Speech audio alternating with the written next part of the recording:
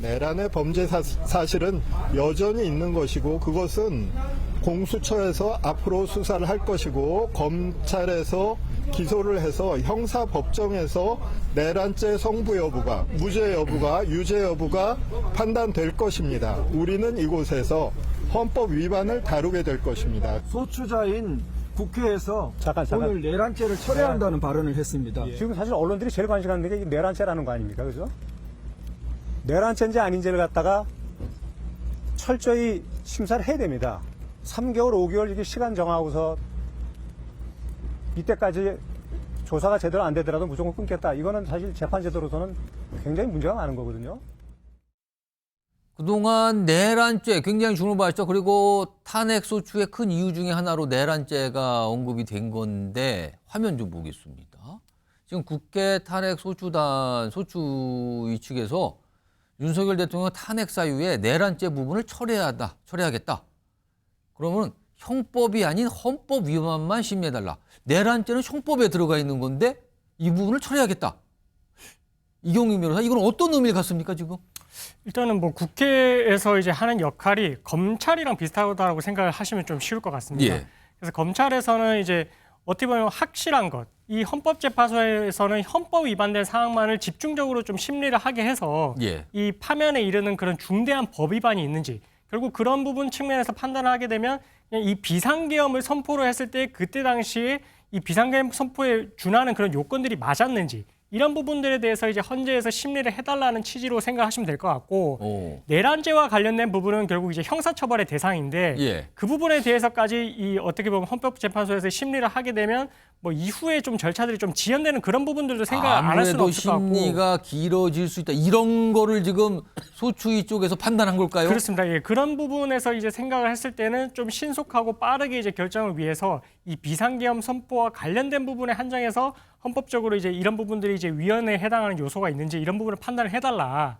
이런 취지로 그럼 이제 중간에 이해하는 이제 탄핵 소추가 됐을 때는 저 내용이 포함됐는데 지금 탄핵 심판이 본격 진행되거든요. 근데 지금 이걸 빼겠다라고 하는 거는 법적으로 가능합니까? 뭐 여러 사유 중에서 이제 어떤 부분에 이제 이 부분도 사실 변론 준비 기일을 하는 이유가 예. 변론 준비 기일에서 쟁점을 정리를 하겠다라는 거거든요.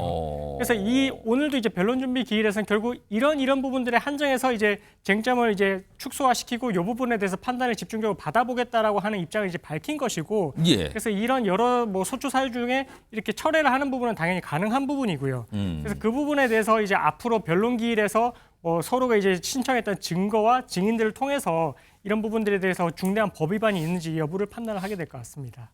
내란죄 부분이 처음에는 있었는데 이거를 철회하겠다는 입장이 나온 거예요. 그렇다면은 형법과 형법에 들어있는 그 위반 내용에 대해서는 빼고 헌법 위반 여부만 집중적으로 좀 다퉈보겠다. 약간 이런 방향인데 일단 내용이 이렇습니다. 그리고요, 오늘 윤석열 대통령의 이제 헌법재판 관련 변호인단이 헌법재판소에 답변서를 제출했다고 알려졌는데 그 답변서 내용이 몇 가지 좀 알려지고 있어요. 화면 보겠습니다. 이겁니다. 비상계엄 선포 이전으로 모든 것이 회복돼 탄핵 심판할 필요가 없다. 그러니 탄핵 청구는 각하 또는 기각돼야 된다. 이렇게 답변서 내용에 담겨 있다는데 일단 요거 소영주 소장님 어떻게 보십니까? 네, 그러니까 궁색하죠. 논리가 성립이 안 됩니다. 그러니까 비상계엄은 통치행위라고 주장했던 뭐 윤석열 대통령 측이고요. 예. 그리고 저 부분에서 기각 사유가 그러면 이미 비상계엄 이전으로 돌아왔으니까 내가 그 잘못을 한 것은 변한 게 없지 않냐. 그러니까 나는 이 비상계엄 자체는 통치행위이고 내란이 아니다. 이 주장이거든요. 그러면 살인 미수죄가 왜 존재하죠? 살인에 이루어야만 살인 미수죄가 적용되나요? 그렇지 않아요. 똑같습니다. 그러니까 이 법률의 위반 사유는 어떤 결과가 행해져서 뭔가를 파기해야만 되는 게 아니라 그거를 사전에 음모하고 계획하고 하려고 시도했던 그래서 성공하지 못했다들을 처벌하게 돼 있습니다. 예. 그래서 지금 헌재에서 다투는 바는 비상계엄의 통치행위인 거는 맞습니다. 그러나 그 통치행위가 헌법의 기준의 실체적 요건을 갖췄는지 그리고 절차적 정당성을 갖추고 나서 시행이 됐는지에 대해서 따지는 거기 때문에 저는 지금 윤석열 대통령께서 얘기하는 것들은 전혀 앞뒤가 안 맞는 비논리의 주장이다. 그렇게 보입니다. 최영철 위원, 지금 계엄 이전으로 모든 것이 회복됐으니까 탄핵 심판 할 필요가 없다. 그러니까 기각 또는 각하돼야 된다. 이런 주장을 답변서에 담았다 그래. 이건 어떻게 좀 보십니까? 통치 행위라고 첫 번째 주장하고 있고, 예. 그리고 그 통치 행위를 해서 계엄 선포를 하였을 예. 때 그 몇 시간 동안에 국민에게 심각한 기본권 위협이 주어졌는지 예. 이것을 보겠죠. 그러니까 윤 대통령 측에서는 그 과정에서 특별한 국민의 기본권이 심대하게 침해되는 무질서 상태가 나타나진 아니하였다. 예. 국회가 즉각적으로 그 헌법에 준해서 그 계엄 해제를 요구해서 자신 응하였으므로 거기에 대해서 특별한 이렇게 그 헌법에 위배될 만큼의 무질서 혼란은 발생하지 않았다는 것을 주장하고 있는데 그것을 헌법재판소가 어떻게 받아들일지 모르겠죠. 어쨌든 뭐 야당에서는 굉장히 극심한 무질서 상태가 일어나서 국회가 거의 문을 닫을 뻔한 지경이었다. 국회의원들도 위협을 당했고 뭐 이렇게 주장하는데 헌법재판소는 사실관계를 보겠죠. 그런 뭐 여러 가지 영상도 있고 이런 것도 볼 텐데 그것이 얼마만큼 무질서 상태였고 국민 기본권 위의 상태였는지 그런 것을 판단을 할 테인데 예. 일단 야당은 굉장한 그 목격자들도 있었으니까 야당 의원들이 들어갔지 않습니까 국회에. 야당의 주장도 있을 것이고 그러나 또 여당 의원들도 들어간 예. 사람들이 있었을 것이고 그러한 것이 다퉈볼 때 어떻게 헌법을 위반하였는지는 저는 뭐 다퉈볼 만하다고 생각합니다. 왜냐하면 대통령이 국회가 150명만 있으면 대번에 해제를 할 수 있다는 헌법 조항을 알고 있었기 때문에 또 그것을 듣고 바로 해제하였기 때문에 저는 그것을 다퉈볼 만하다고 생각하기에 저는 뭐 대통령의 이렇게 그 반론도 예. 들어볼 만한 것이고 어쨌든 헌재가 적절한 판단을 할 거라고 봅니다. 지금 공수처의 입장이 나왔네요. 추가로요. 최상목 권한대행에게 경호처 체포영장 집행명령 요구할 것이다. 이런 공수처의 입장이 나왔습니다. 자, 지금 보니까 시간이 뭐 한 1분, 2분 좀 못되게 남았는데요. 이경윤 변호사. 오늘 윤석열 대통령 그리고 윤석열 대통령 측 경호처 지금 체포영장에 대해서 이제 거부한 상황이 됐잖아요. 그 중지가 됐거든요.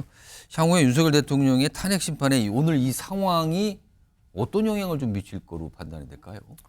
이거는 이전의 탄핵 심판 절차, 그러니까 박근혜 전 대통령의 경우에 비춰서 판단하면 좋을 것 같습니다. 예. 그때도 이제 어쨌든 헌법 수호에 대한 의지, 그러니까 뭐 이렇게 이제 사법기관의 조사에 어떻게 응하고 어떻게 이제 대응을 하는지 여부도 사실 그것도 다 헌재에서 판단을 하게 되는 부분이거든요. 예. 그래서 그런 부분 측면에서 고려를 하게 된다면 이렇게 이제 체포영장이 발부가 됐고 집행에 응하지 않는 이런 모습, 그리고 그 이전에도 체포영장으로 가기 전에 출석에 불응하는 그런 모습들에 비춰봤을 때는 대통령이 이렇게 지금 헌법을 수호하고자 하는 그런 의지가 정말 충만한 것이 맞는지 그에 합당한 그런 태도로 보이는 것이 맞는지 여부는 사실 이제 헌재에서도 조금 안 좋게 바라볼 가능성이 큰 것 같고요. 그래서 예. 그런 부분들에 있어서는 윤 대통령 측에 좀 안 좋게 작용할 가능성이 높아 보입니다.